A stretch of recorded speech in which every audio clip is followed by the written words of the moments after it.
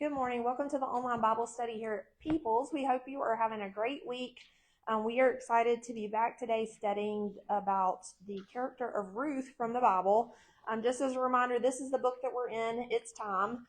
And last week we started the first lesson on Ruth. And we talked about commitment. And really the gist of the beginning of this lesson was the fact that Ruth came from an ungodly country. She had not been brought up the way that we would think a Christian should be brought up. She didn't know that life. And then when Naomi's family went to Moab, the sons died, the husband died, everybody is gone. Naomi decides to go back to Bethlehem, Judah, and she tells the daughters-in-law, you can stay here, go back to your families. And Ruth decides not to do that. Ruth saw something. Even though Naomi was not probably the best example, and I can relate to how she was feeling, she went through it. She lost, I can't imagine losing your sons and your husband. Like, I might go crawl in a hole and never come out again. And I can't imagine that. I can't even imagine losing one of them. And so Naomi, when it comes to being the best example, probably wasn't the best example, and rightly so because of what she had been through. But there was something there that Ruth saw that made her want to go with Naomi back to Bethlehem.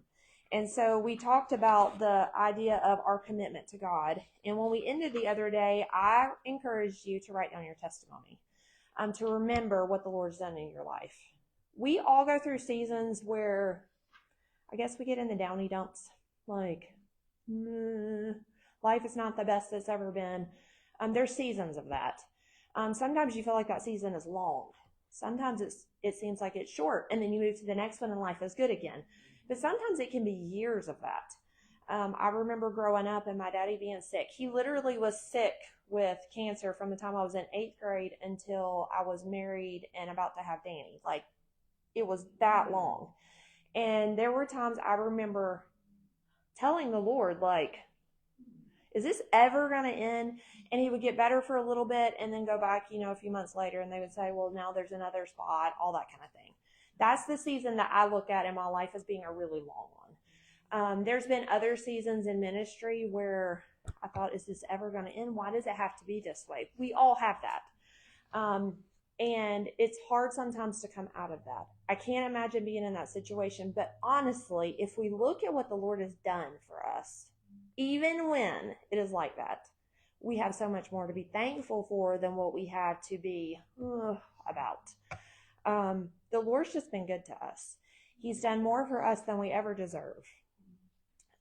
We don't even deserve to be saved, but we sure don't deserve to be saved and get to live a life where we see his blessings each and every day. The Lord gives us little things along the way, even in the seasons of when it's tough. And so when we ended the other day, I encouraged you, and if you haven't done it, sit down and maybe write out your testimony. Not just your salvation testimony. Write down key things that have happened in your life that you know the Lord was very real to you during that time. I often think of specific things that have happened in my life that have made me who I am, that have molded me into the person that I am, have given me the character that I have, or the personality that I have. There are things that happen in your life that change you. They make you different, and if you handle it correctly, scripturally, you can be better in the end. I often think about Job. I can't even imagine that. And we like to throw off on his wife how terrible she was, but if we were in that situation, we probably would have done the same exact thing.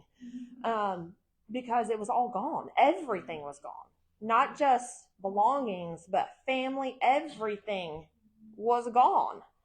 And he says in those verses in Job 23 that he could not even see the Lord anywhere. And we've all been through that, where you feel like the Lord is nowhere near you. In front, behind, left, right, where is the Lord? And then in the end, it says, but he knoweth the way that I take, and when he hath tried me, I shall come forth as gold. It's about perspective. And if you go through the difficulties of life with the perspective of God can take this and make me better and not bitter, then this can be used for God's glory and be used for a great thing in my life. It's about your perspective. And it's hard to keep that perspective sometimes when you're in the middle of it. It's hard to keep the focus on, okay, Lord, something good needs to come out of this, but I feel like I'm going to fall apart before it's over. We feel like that. And Naomi had to have felt that. But there was some sort of positive light from the Lord in her life that made Ruth say, I don't want any more of that. I'm going with you. And we read the verses where she said, where you go, I'll go. She went through the whole thing. Where you die, I will die. She wanted to be with Naomi. And so we ended with that, talking about our testimony. We have to make a commitment to live for the Lord, and it is a daily choice. I think the mistake a lot of Christians make is, well, I made that decision when I was a teenager, or when I was younger, I told the Lord I would do this for him. Okay, but that's the problem. It has to be every day telling the Lord, I recommit to this, because we know the devil can get in there and get us all off track. It has to be every day making the choice. I'm going to follow the Lord no matter what happens through this day. She talks about growing up in this devotional and just the trials and tribulations of life. And we can all relate to that. But here's the thing. My faithfulness to the Lord should not be dependent upon my circumstances. But how many times do the circumstances happen? And it's almost like we look at the Lord and say, Lord, you know, I'm going through a hard time right now. So how about we take a time out on me being faithful and committed and doing everything you know I'm supposed to be doing? Like, you understand? We try to tell the Lord. He already knows what I'm going through. It's no excuse for me to decide I'm going to slack and lay back and not do anything for the Lord. But we kind of act that way toward the Lord. Like, surely you could give me a break for a little while because I got all this other going on. So to have to stay committed to that, that's just a little too much. But that's not the way the Christian life is supposed to work. We're supposed to be committed no matter what. And it's a choice that we have to make. The verses in Psalm 119:30 say, I have set the Lord always before me, because he is at my right hand. I shall not be moved. That's Psalm 16:8. Psalm 62:1 and 2. Truly my soul waiteth upon God. From him cometh my salvation. He only is my rock and my salvation. He is my defense. I shall not be greatly moved. Psalm 119:30. I have chosen the way of truth. Thy judgments have I laid before me. You ought to have verses like that on the days when you feel like you want to tell the Lord, can you give me a break? That you go to tell the Lord, nope, I have my eyes on you. You are my defense. You are my right hand, and I'm trusting in you to help me through this day. In the last verse that I read, I have chosen the way of truth. That is our commitment. It's a choice. God does not make me follow him. God does not make me be committed to him. He does not. He does not stand over me with a thumb and push it down and say, this is what you're going to do, whether you want to do it or not. I saved you, so here you go. This is what he doesn't do that to me. He gives me the choice. And that's why so many people, if your eyes are not focused on what the Lord wants for you, so many people choose to stop doing what the Lord wants them to do because of the circumstances they go through. And in this story, Ruth and Naomi, if in fleshly terms, they had every right to stop based on their circumstances. They had every right to say, I'm done. It's over. I'm not trying anymore. But they didn't do that. We get that idea from Naomi that she did want to do that. I mean, she talks about being bitter. And I'm thankful that it talks about that, because we all go through seasons where we feel that, where we're like, I cannot believe this. I've been doing all of this, living my life for the Lord, and now this. We feel that. And I'm thankful that the Bible puts people in there that are real and not just perfect examples of people who are like your cookie cutter Christians that they never mess up.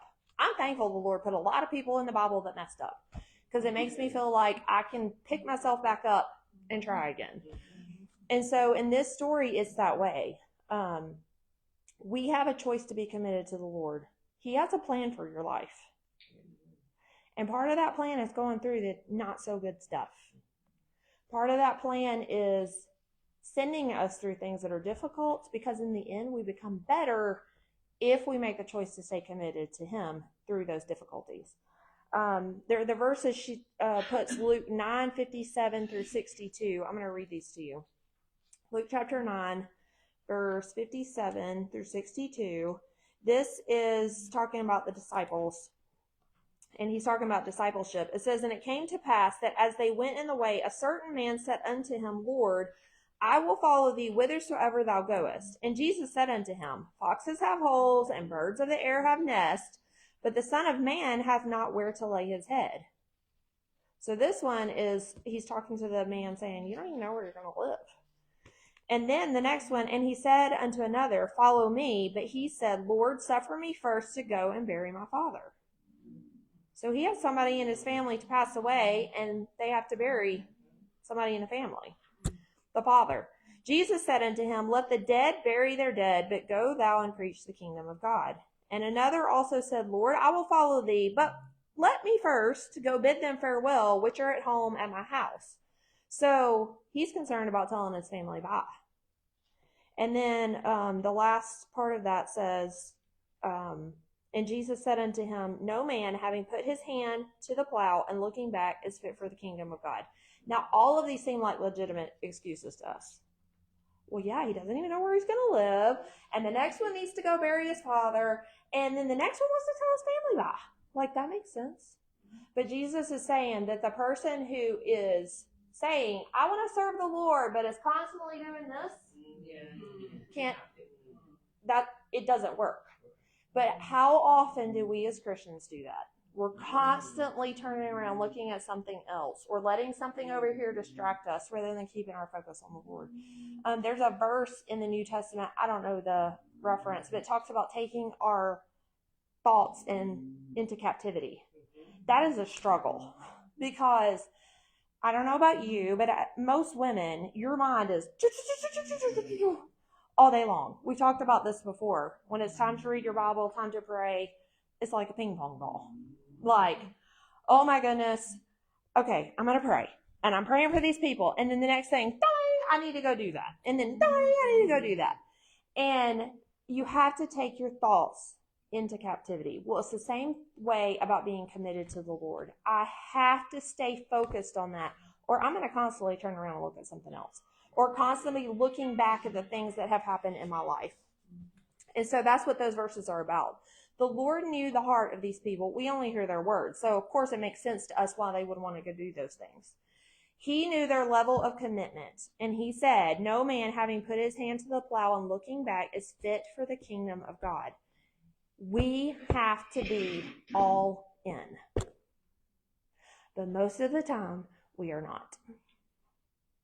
We're mostly in, but there's always something holding us back.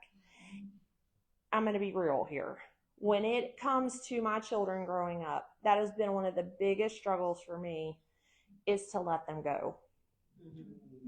And to say, okay, Lord, you know what you're doing. You want to send him halfway across the world. Okay. And most of you know the different things that have happened along the way. And it's like the devil says, you were willing to let him go, and all these things have happened. And I've had to tell the Lord, you've got this. And a few weeks ago, I mentioned to y'all, I like to pray and tell the Lord, could you do this? And how about take care of this and this and this? And could you do it this way and this? The Lord does not need me to give instructions on how to take care of my children.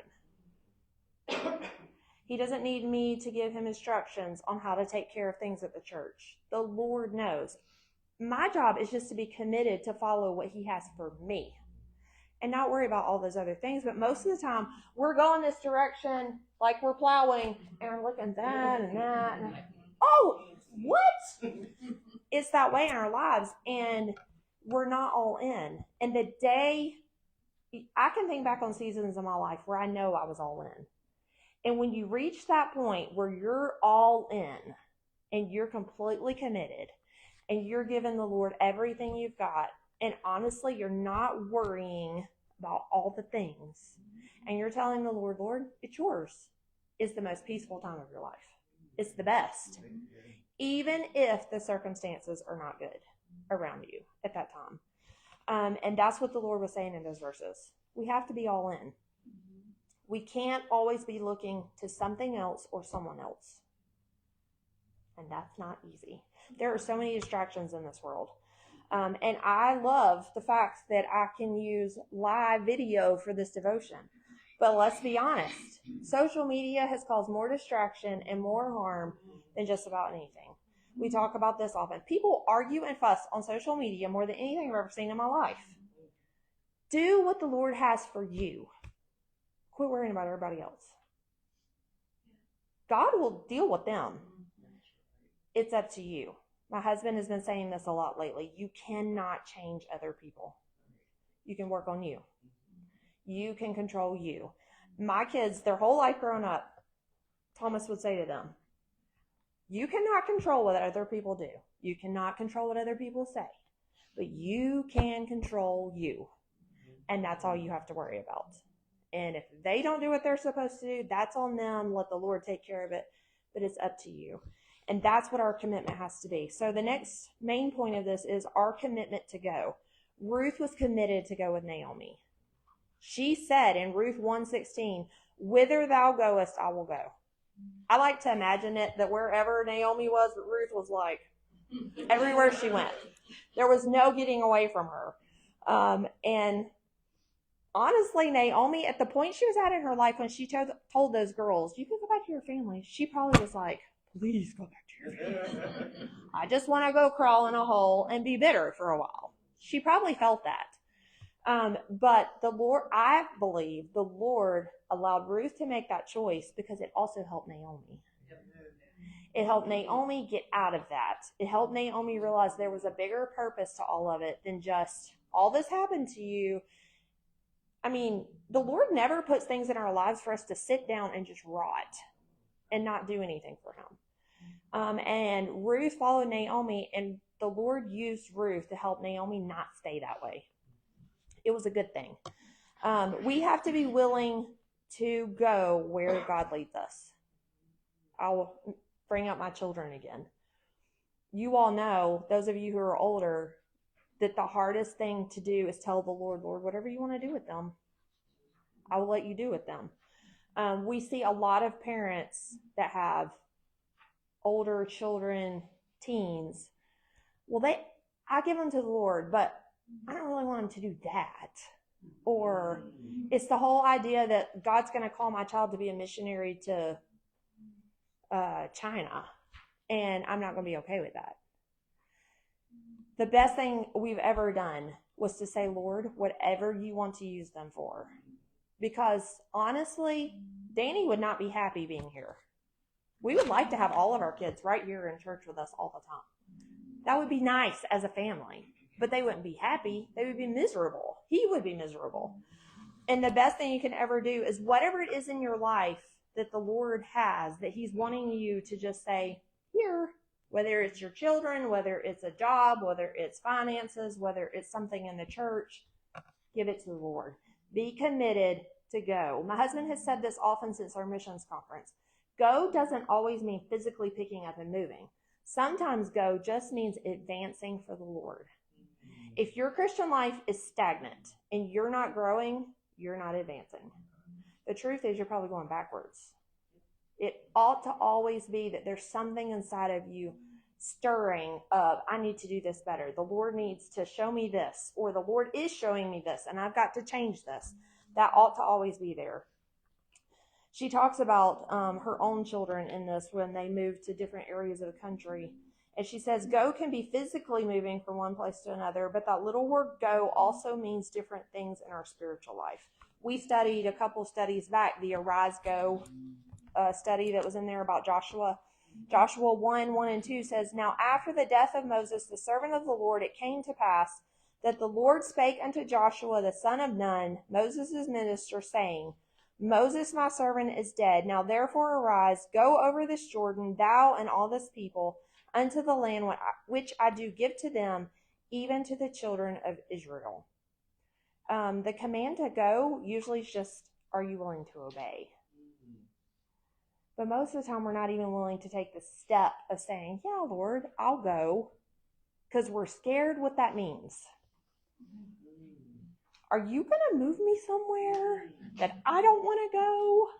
I remember when we first got married, and we were graduating college, and Pastor Rick Perron showed up at our graduation and was yelling my husband's name trying to find him. He was from West Virginia. And my husband tells me after graduation, Pastor Perron from West Virginia wants us to come interview to go work there. I was like, West Virginia? What?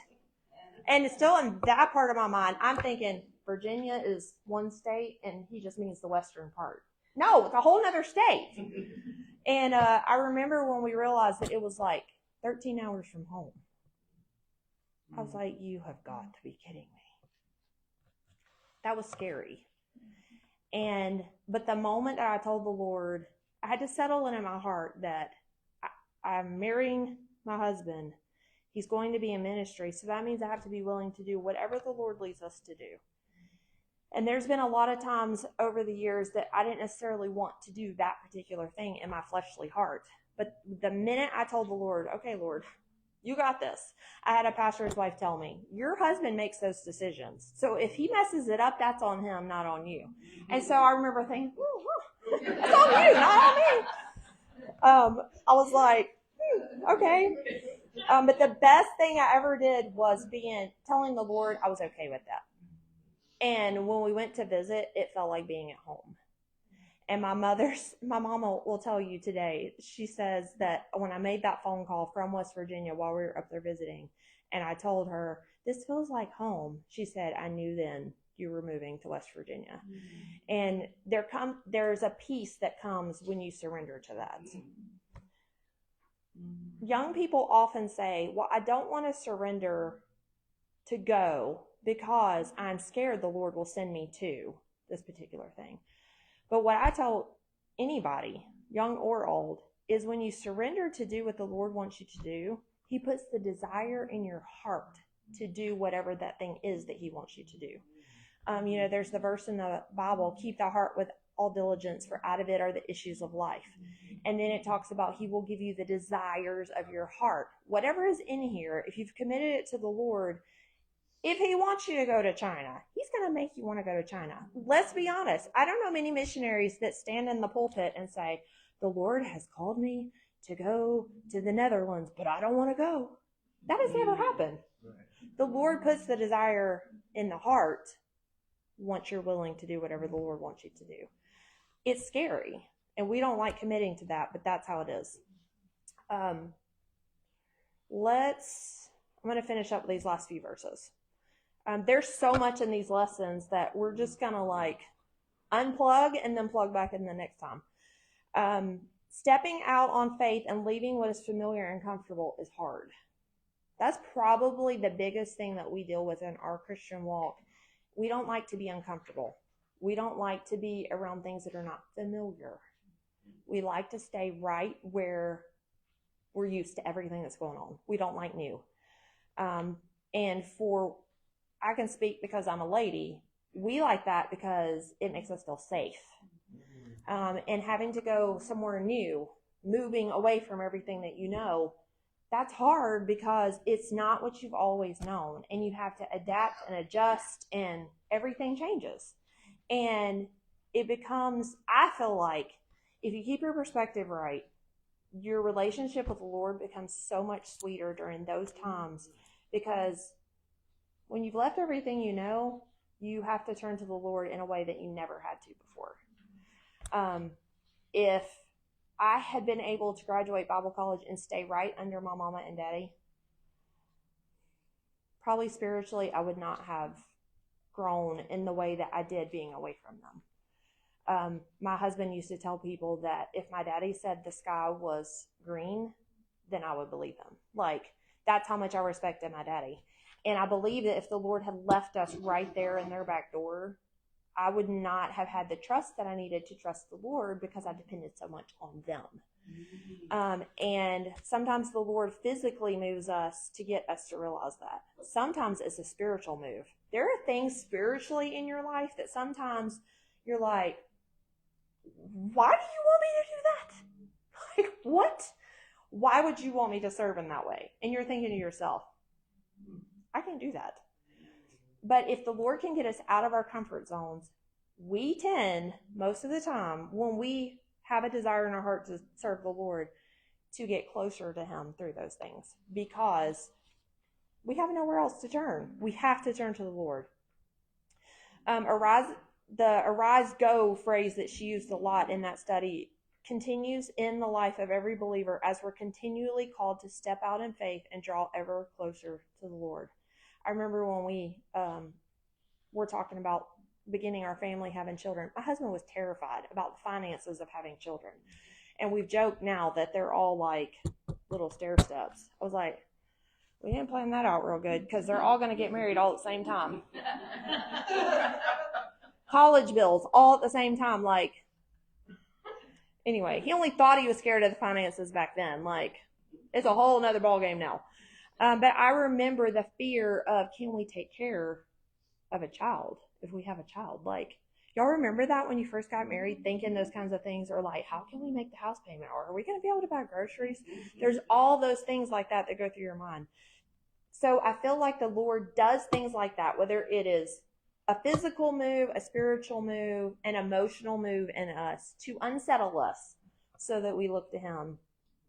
Because most of the time, if I'm comfortable, I feel safe, and I feel safe in my decisions. I've got this under control, and I don't go to the Lord like I need to. All right, this next section that I'm going to leave for y'all to go through, and we'll pick back up next week, is looking up a couple of different verses and then thinking to yourself, when in your life did the Lord physically ask you to go somewhere? And how did you know you were following the Lord's leading? And then consider a time when the Lord called you to go by stepping out in faith in an area of your spiritual life. What did He want you to do, and how did it grow you spiritually? And then, is there any area the Lord is asking you to go in right now, and what is holding you back? Oh, those are convicting. Just the questions alone are like, Lord, I know I need to do more. So I want to encourage you to kind of go over those thoughts in your mind before next week and in your heart. I want to encourage you to ask the Lord to help you to be all in every area, all in. No more holding it back. No more, well, you can have this, but you can't have this. I, in my own life, want to be all in. I want it to be that my life, I'm living my life to live a holy life before the Lord, not for any other reason, not for any other person, but totally for the Lord. So I'm going to encourage you to look over that this week, and then we'll pick back up there next week. Y'all have a good day. Bye-bye.